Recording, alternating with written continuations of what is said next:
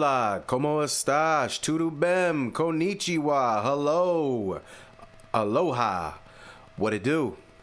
Welcome to the J-Boy Sports Podcast, and wow, we have something crazy for you here today. This just happened, and it's crazy. Michael Malone has been kicked out as the Denver Nuggets head coach, but not just Mike. Looks like they're getting rid of Calvin Booth, the general manager, as well. So there's good and bad news here. The good news is Mike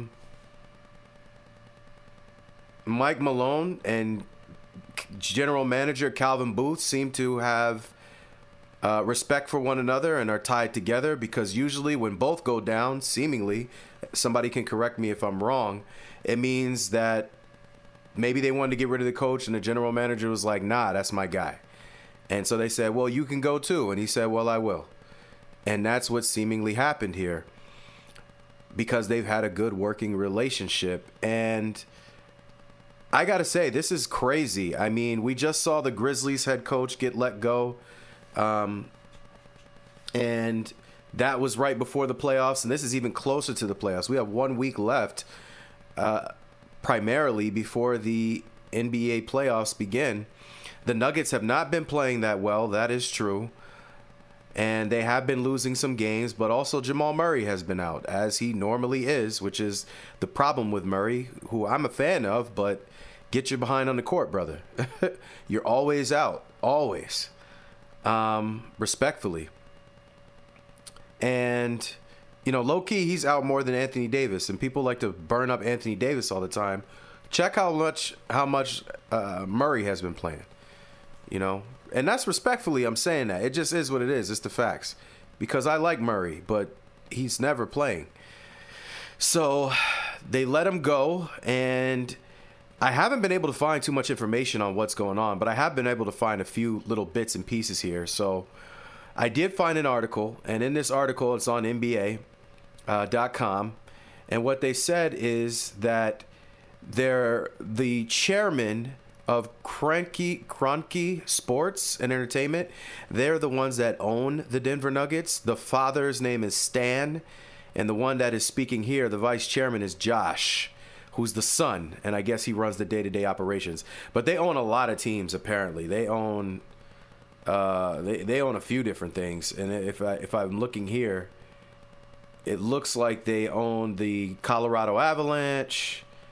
They own a team. Let me see here. What else? The Avalanche is the hockey team. They also own, let me see here. Oh, man, where is it? There was a whole list of things that they own. They own us. I want to say they own a soccer team also.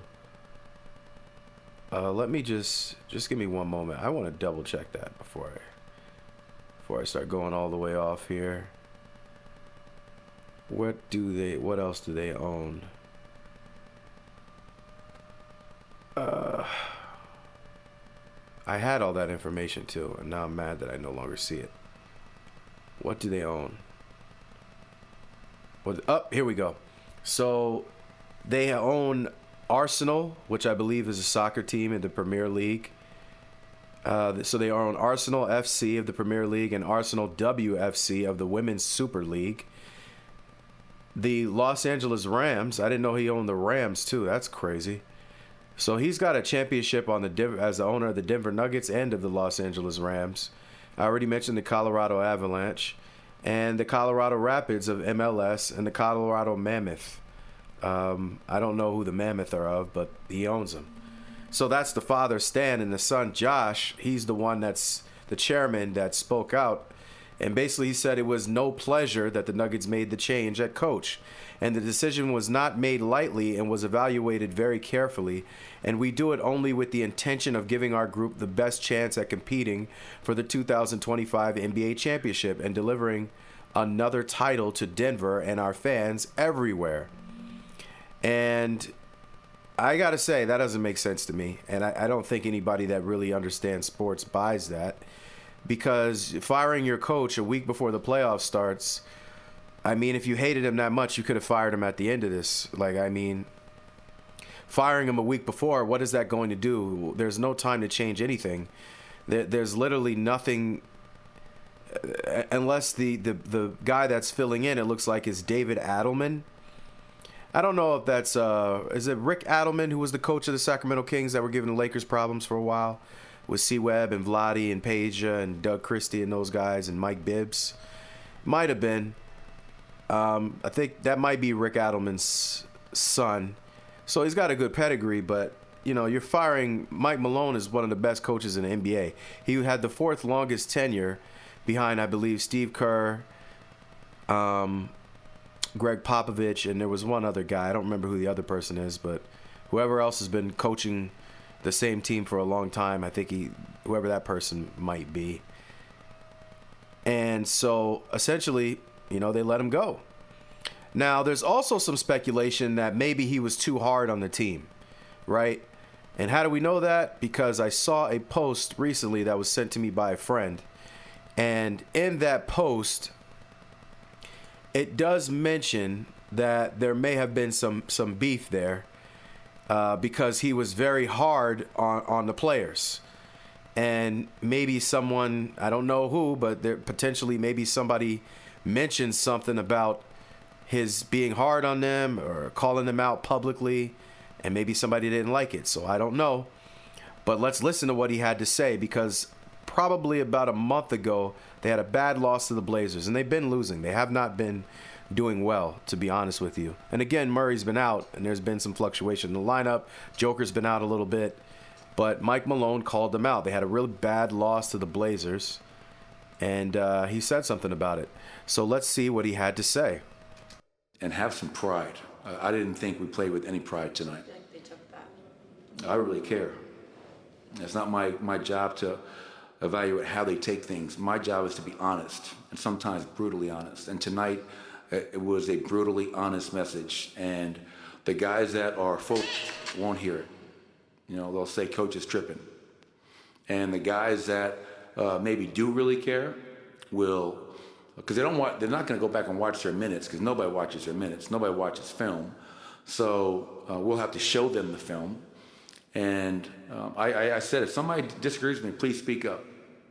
And nobody said a word. So again, I'm not really concerned with how they took that message. My thing is being honest with how we just played. And the same thing that's been bothering us of late that I talked about pregame, the turnovers, the rebounding, was even worse tonight. And I didn't think it could get any worse, but it did. So that's Mike Malone basically talking about his team after they had a really bad loss to the road loss to the Blazers about a month ago. And, well, less than a month, actually. They're saying less than a month ago. And he was critical. He was hard on them. He was saying people weren't watching film. They didn't make any changes. They weren't taking any pride. And I personally I'm not on the team, obviously, but I had no problem with it. Mike Malone is a hard-nosed, old-school coach, and I personally like Mike Malone. He's not scared of anybody. He's unafraid. It doesn't matter to him to get into people's face. He's going to call you out. He's going to tell you what's wrong with you. And he's a championship-winning coach because of that. And for this to happen right before the playoffs, I think for the NBA is not really a good thing. I think most fans that really love the game are not happy to hear this because, Mike Malone had the Nuggets being accountable. He had them as a top team. They've been very competitive, and he had them on the right page. Without Mike Malone, I mean, you still have Joker, Murray, Russell Westbrook, Aaron Gordon, and PJ. But, is the next person going to get as much out of them as he should? And we'll see. We don't really know. We'll see what happens. But I don't think this is good for them going into the playoffs to get rid of your coach that fast. There's a level of battle-tested, everybody needs to be battle-tested when they're going into the battle together. And coach included, other staff included, besides just the players. Everybody has to be on the same page. Kind of like if you're watching NASCAR, the crew, the pit crew has to be on the same page with the guy in the car, who's the driver. They have to be on the same page as far as what equipment, when to use it, how they're going to use it, strategies that they're going to employ. They got to be on the same page with the people up in the booth who are, calling out different strategies and things that they're seeing. It all works as one machine. And now the machine has a hole in it, And even if this coach turned, the Adelman gentleman, it turns out to be a decent coach, he's not going to. I just don't see how in 1 week, with the playoffs looming on your back, you can learn how to make all the quick changes and know exactly what you want out of what you're doing the way Mike Malone did. So, the owners of the Nuggets and the son, who's the chairman, Josh, he talked a good game, but I mean, is that really what's best for the team? Is this really going to help propel the team forward with 1 week left? I don't know, man. I don't see that as a possibility. I don't think that is a reality. I don't think that's a realistic expectation. So with that said, I guess we'll see. I'm sorry and sad to see Mike Malone go. He's one of my favorite coaches in the league. I really appreciate his transparency, and I think he doesn't sugarcoat anything. And we need more men like that around here. We need more men that are not willing to bow down and kowtow to players and owners and fans. We need some real men that know what they're talking about, that are about that life and are ready for that action and call out people as they need to be called out. Sometimes you need to do it in the media, right?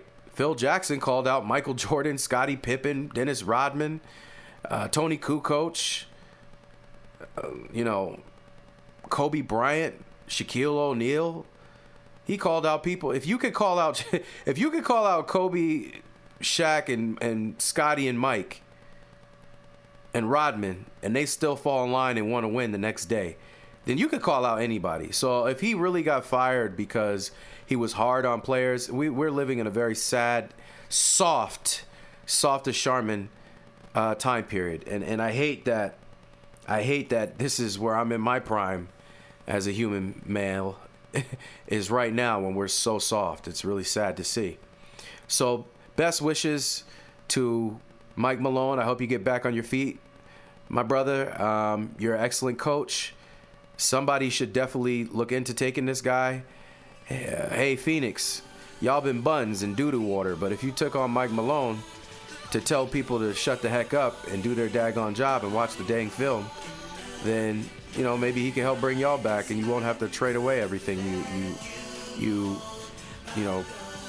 tried to think that you had. Maybe Mike Malone could turn that around. So, with that said, we're going to end this video here. Thank you very much for listening to the J-Boy Sports Podcast. Please like, share, and subscribe. We're trying to build up the community. We got a lot of great things going on here. We got a lot of great videos, a lot of great perspectives. I appreciate you very much. I'm very humble. And please hold on and wait, because we have some videos that we suggest towards the end of this one. Really appreciate you. Like, share, and subscribe. Much love. That somehow you're